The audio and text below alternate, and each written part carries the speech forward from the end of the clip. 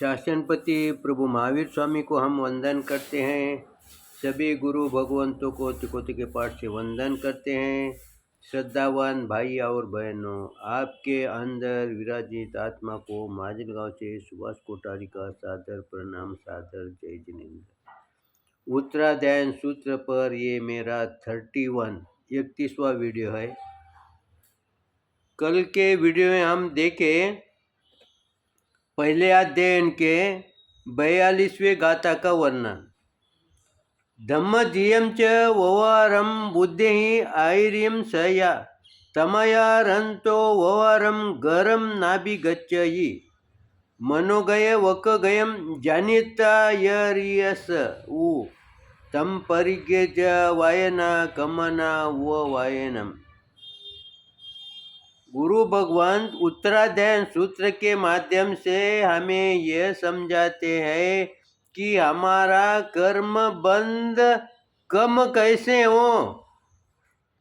हम क्या करते हैं, एक ही साइड से पुण्य करते, जब करते हैं तब करते हैं, हम एक ही साइड से चलते हैं। गुरु भगवंत कहते हैं कि ये तो करना, लेकिन साथ में तुम्हारी क्रिया की तरफ ध्यान दो, तुम्हारे आचरण के तरफ ध्यान दो, तो तुम्हारी क्रिया कम होगी, तुम्हारे कर्म बंद होंगे, कम होंगे। अगर कर्म बंद हुए भी तो वो चिकने कर्म नहीं होंगे। इस तरह से आचार्य भगवंत हमारे को इस ओर हमारा ध्यान आकर्षित करते हैं। 43वें गाथा में कहा है, आचार्य के मनोगत, वाचनगत, कायागत अभिप्राय को जानकर पहले उनसे वाणी से ग्रहण करें।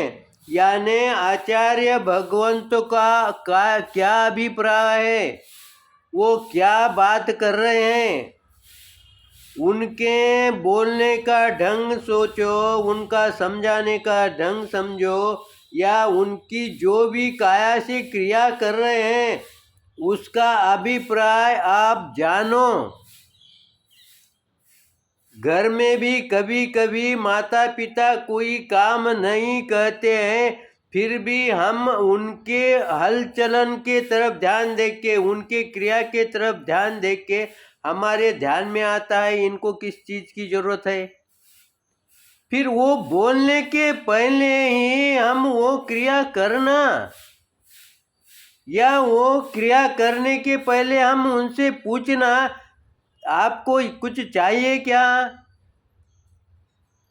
ये कैसा उनके हरकत से, उनके वाणी से हमारे को ध्यान में आता है। और जब हम ये क्रिया, उनकी हलचल को ध्यान में रखकर हम उनके लिए सहयोग करते हैं, रुचि रखते हैं उस बात में, तो उनका मन प्रसन्न होगा कि नहीं होगा। फिर उनका मन अगर प्रसन्न होगा, आनंदित होंगे, तो फिर घर का वातावरण, परिवार का वातावरण कैसा होगा। फिर हमारे कर्म बंद यहाँ पर जो होंगे वो चिकने होंगे क्या, वो हल्के फुल्के होंगे थोड़ा ही, तब जब से हमारे कर्म निकल जाएंगे। इसीलिए गुरु भगवंतों ने इस शास्त्र के माध्यम से हमारे को कैसा जीना ये समझाया है। तो आगे क्या कहते हैं, वित्ते अचोयनम नीचम क्षिपम हवये सुचोयनम जो वैटानम सुकयम किंचयी कुवयी सया। विनयवान गुण से विख्यात शिष्य, यानी अभी तक हमारे को जो 43 गाथा हुए उसमें विनय के बारे में पूरा समझाया है। अब विनय के फल के बारे में समझाते हैं। तो ऐसा विनयवान, ऐसा गुण संपन्न शिष्य, और व्यवहार में हम ऐसा विनयवान पुत्र कहो, पुत्री कहो, कोई भी छोटे बच्चे कहो, वो शिष्य क्या करते हैं, गुरु के द्वारा प्रेरणा न दिए जाने पर भी, गुरु ने प्रेरणा नहीं दी माता पिता ने प्रेरणा नहीं दी, फिर भी वो कार्य में प्रवृत्त हो जाते हैं। देखो, कार्य हमारे को करना पड़ता है, शिष्य को भी करना पड़ता है, पुत्र को भी करना पड़ता है, लेकिन अगर बोलने के पश्चात जो कार्य करता है आज्ञाधारी पुत्र, उससे जो आनंद मिलता है, वही आनंद अगर न बोलते हुए अगर पुत्र पुत्री कोई परिवार वाला अगर वो कार्य पूर्ण करता है, तो किसमें आनंद आपको अधिक आएगा? ये स्वाभाविक है। रूटीन की बात बोलना नहीं पड़ना चाहिए।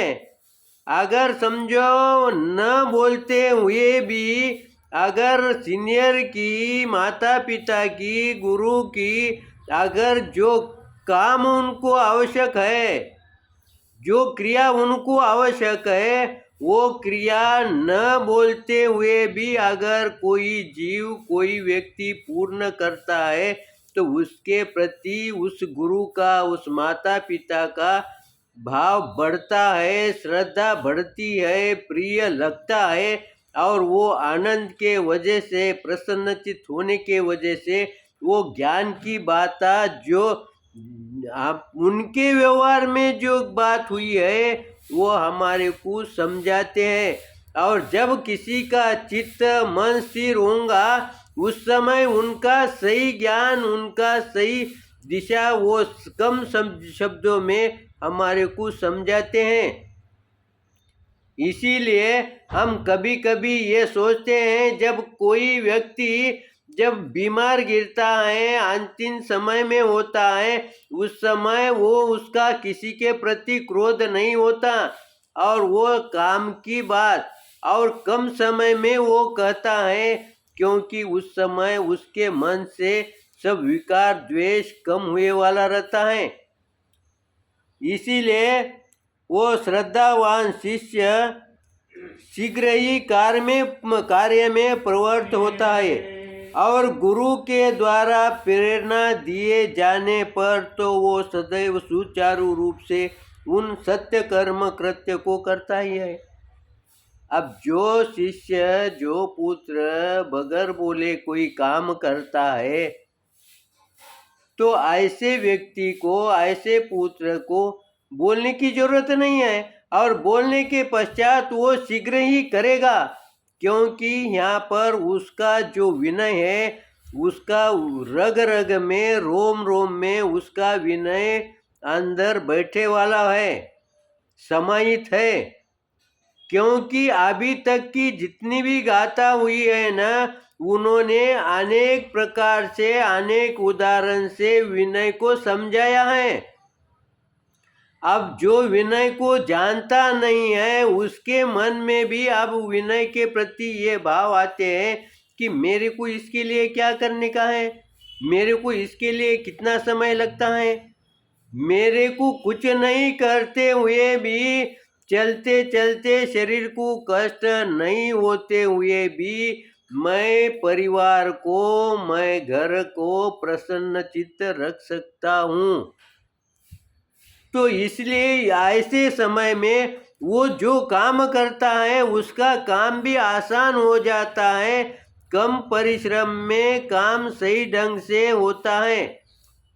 इसीलिए अब आगे के गाथा में क्या कहते हैं गुरुवर, नच्चा नमई मिहावी लोये कित्ते से जाइए, हवई किचनम शरणम भुयाई जय जगई जा। मेधावी शिष्य पूर्वोक्त विनय पद्धत को जानकर, मेधावी यानी जो बुद्धिमान शिष्य हैं, जो जिसके जो कर्म के आवरण पतले हैं, वैसा हर व्यक्ति बुद्धिमान है, लेकिन किसी के कर्म के आवरण गाढ़ा होने के वजह से, चिकने होने के वजह से उसको वो बात ध्यान में नहीं बैठती। लेकिन जो मेधावी यानी बुद्धिमान शिष्य है, पुत्र है, वो विनय पद्धत को जानकर विनम्र बनता है। अब उसको विनम्र बनना कहने की जरूरत नहीं है, उसका स्वयं ही। इसीलिए विनय अब यहाँ से आगे उसकी जो भी कार्य है, जो भी आयुष्य है, उसमें उसको विनय कर करके बोलना नहीं पड़ेगा। उसके हर काम में उसका विनय झलकेगा, दिखेगा, प्रकट होगा।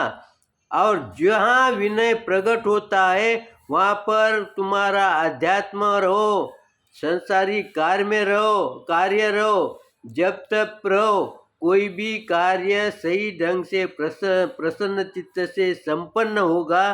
मेरे चिंतन में कुछ गलत हुआ होगा तो आप निश्चित रूप से क्षमा करेंगे, सही हुआ होगा तो लाइक करें, शेयर करें। इसी आशा के साथ ओम शांति।